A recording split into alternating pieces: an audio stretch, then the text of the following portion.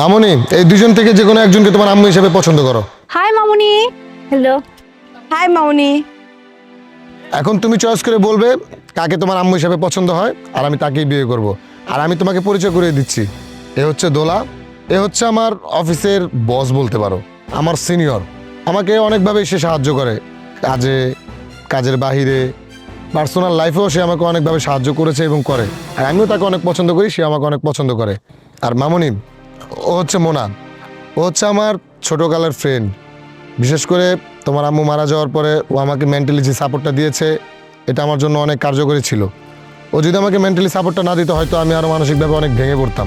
এখন আমি তো কনফিউজ মামুনি, আমি কাকে আমার লাইফ পার্টনার বানাবো, কাকে তোমার মা বানাবো, এটা নিয়ে আমি পুরোপুরি কনফিউজ। এই জন্য তোমার কাছে নিয়ে আসলাম। তুমি যাকে তোমার আম্মু হিসাবে পছন্দ করবে তাকেই আমি বিয়ে করব। এখন তুমি বলো কাকে তোমার আম্মু হিসাবে পছন্দ। এই তমা, তুমি এটা কি ধরনের কাজ করলে? তুমি এটা তার গায়ে ছুড়ে মারলে কেন? তোমাকে আমি এই শিক্ষা দিয়েছি, এই বেয়াদবি শিক্ষা দিয়েছি তোমাকে আমি? সাদাত বাচ্চা মানুষ, খেলার ছলে গিফটটা ছুঁড়ে মেরেছে। আমি কিছু মনে করিনি, তুমি ওকে বকাঝকা করো না প্লিজ। সরি বলো, সরি বলো আন্টিকে। Sorry aunty. ইটস ওকে মামুনি, এই নাও।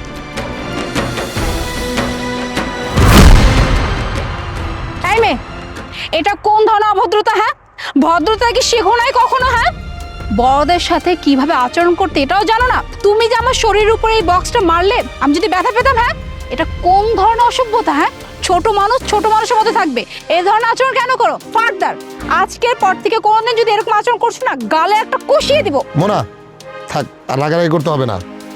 আমার মেয়ের খারাপ ব্যবহারের জন্য আমি তোমাদের দুজনের কাছেই সরি বলতেছি। আর আমার মেয়ে যে কেন এটা করলো সেটা আমি এখনো বুঝতে পারতেছি না। ওকে তো আমি এই ধরনের শিক্ষা দেইনি, ও কেন এরকম করবে? আচ্ছা বাই দ্য ওয়ে, তোমরা একটু এখানে দাঁড়াও, আমি ওর সাথে একটু কথা বলে আসতেছি। মামুনি আসো, বসো মামুনি। আচ্ছা মামুনি, তুমি আমাকে একটা কথা বলো। আমি তোমার দুজন আন্টিকে নিয়ে আসলাম মা হিসাবে পছন্দ করার জন্য, তোমার উপর আমি দায়িত্ব দিয়ে দিলাম, আর তুমি কিনা তাদের সাথে খারাপ ব্যবহার করলে, এইরকম আচরণ করলে, এটা কি ঠিক হলো? বাবা, তুমি বলেছিলে না আজকে তুমি দুইজন আন্টিকে আনবে, এদের ভিতরে যে কোনো একজনকে আমার মা হিসেবে বেছে নিতে। হ্যাঁ, আমি তো দুজনকে সেই জন্যই নিয়ে আসলাম। তুমি যাকে বলবে আমি তাকেই তোমার মা হিসেবে পছন্দ করে বিয়ে করে ফেলবো। কিন্তু তুমি তাদের সাথে এরকম ব্যবহারটা করলে তারা তো এখন তোমাকে খারাপ বলবে, বেয়াদব বলবে। তুমি তাদের গায়ে গিফট বক্সটা ছুঁড়ে মারতে গেলে কেন? বাবা, আমি তো ওনাদের গায়ে বক্স ছুঁড়ে মেরে খেলে ওনাদেরকে পরীক্ষা করেছি। পরীক্ষা করেছো? মানে এটা কেমন পরীক্ষা, কিসের পরীক্ষা মামুনি? আমি বুঝলাম না, একটু আমাকে বুঝিয়ে বলো তো। আমি ওনাদের গায়ে বক্স ছুঁড়ে মেরে আমি আমার মাকে সিলেক্ট করেছি। এবার আমি বুঝতে পেরেছি তুমি আসলে পরীক্ষাটা কিভাবে নিয়েছো। মানে তুমি গিফট বক্সটা ছুঁড়ে মেরে দেখলে যে কে তোমার সাথে কিরকম ব্যবহার করে, তাই তো? আর তোমার হিসাব অনুযায়ী আমার মনে হচ্ছে তোমার দোলা আন্টি তোমার মা হওয়ার জন্য সিলেক্টেড, তাই না? কারণ দোলা তো তোমার সাথে ভালো ব্যবহার করছে, আর মোনা তো তোমার সাথে ভালো ব্যবহার করেনি, সে তোমাকে মারতে পর্যন্ত চাইছে, চিল্লাচিল্লি করছে। তাই দোলাকে সিলেক্ট করা যায়। তাহলে আমি দোলাকে হ্যাঁ বলে দিচ্ছি। হ্যাঁ না বাবা, দোলা আন্টি যেটা করেছে সেটা তো খালি লোক দেখানো। আমার মা হিসাবে সিলেক্ট হয়েছে মুনা আন্টি। কি? মোনা কিভাবে সিলেক্ট হয়? মোনা তো তোমাকে মারতে চাইলো, তোমার সাথে খারাপ ব্যবহার করলো। আর দোলা দোলা তোমাকে ভালোভাবে কথা বললো, তুমি বাচ্চা হিসেবে তোমাকে কিছু বললো না, তোমাকে আদর করে কথা বলছে। তারপরে তুমি মোনাকে কিভাবে সিলেক্ট করো? মানে এটা তোমার মাথায় ঢুকতেছে না। বাবা, দোলা আন্টি যেটা করছে সেটা খালি লোক দেখানো। এমনও তো হতে পারে তুমি অফিসে চলে গেলে দোলা আন্টি আমাকে দিয়ে যাচ্ছে তাই কাজ করালো, আমার সাথে খারাপ ব্যবহার করলো। আর মুনা আন্টি যেটা করেছে একদম ঠিক কাজ করেছে। আমার মা যদি আজকে বেঁচে থাকতো, আমার মাও আজকে এই কাজটাই করতো।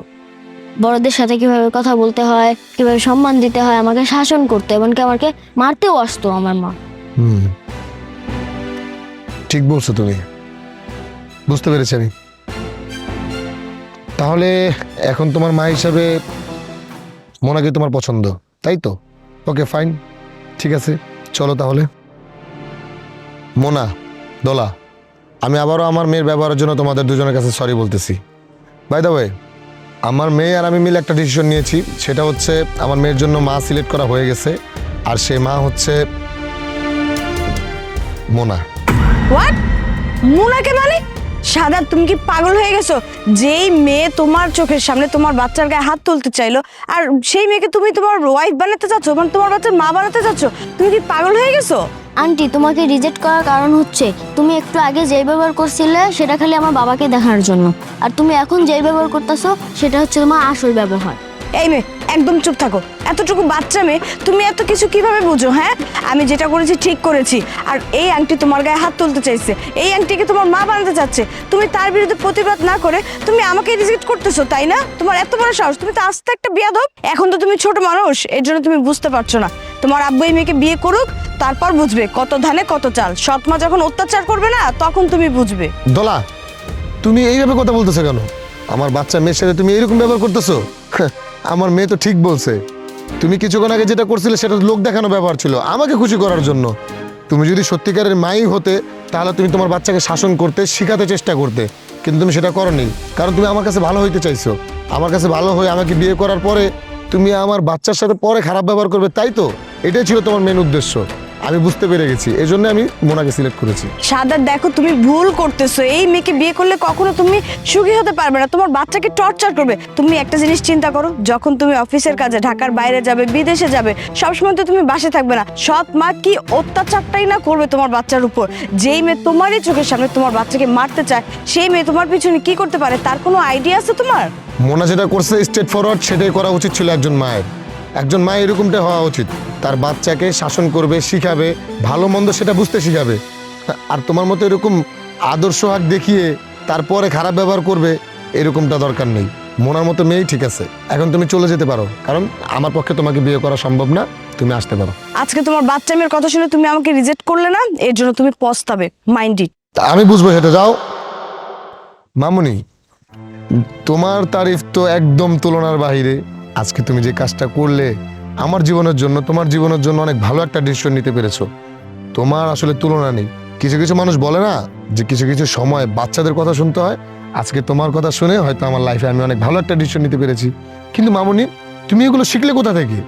বাবা, আমি অনেকটা সময় মার সাথে ছিলাম তো, তাই জানি মা কিভাবে খারাপদের শাসন করতো, আর এই শাসনটা আমি মুন আন্টির ভিতরে দেখতে পেরেছি। যাক ভালো। তা এখন মেহমান আসছে, মেহমানকে কিছু খাওয়াবা না? কি খাওয়াবা মেহমানকে? আমি খাওয়াবো কেন? আমার মুন আন্টি আছে না, উনি আমাকে আজকে রান্না করে খাওয়াবে। আন্টি? আই, কে তোমার আন্টি? আমি তোমার মা। আজকে থেকে তুমি আমাকে মা ডাকবে, কেমন? আর শোনো, তুমি কি খাবে জাস্ট আমাকে বল, আমি কিন্তু অনেক ভালো রান্না করতে পারি, তোমাকে রান্না করে খাওয়াবো। আচ্ছা বাদ দাও, আজকে তোমাদের দুজনকেই আমি রান্না করে খাওয়াবো। বাবা, তোমার হাতের রান্না খুব বাজে হয়। আমার হাতে রান্না বাজে? আই, খবরদার, হ্যাঁ? ও কিন্তু আমার মেয়ে, আর আমার মেয়ের গায়ে হাত দেওয়ার দুঃসাহসও করবে না, তার কিন্তু খবর আছে। মামুনি,